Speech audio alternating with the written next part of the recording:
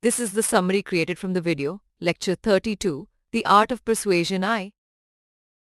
Persuasion is a pervasive act that surrounds us, even in routine interactions, making it crucial to recognize its presence and understand its nuances. Throughout history, persuasion has been a common practice employed in ancient texts like the Bhagavad Gita, and by politicians to win support for their views, distinct from manipulation or deception.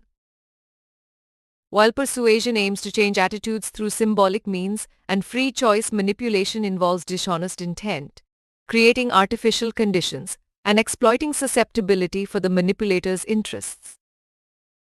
In the contemporary context, persuasion plays a key role in social media and advertising, enabling the rapid spread of information and influence on a massive scale, sometimes institutionalized with complex, devious methods.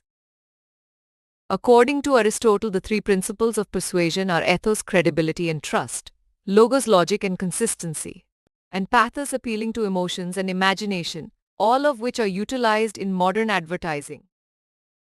Unlike coercion, which involves applying force or threats, persuasion elicits desired responses and influences mental states through symbolic means, with borderline cases like persuasive media.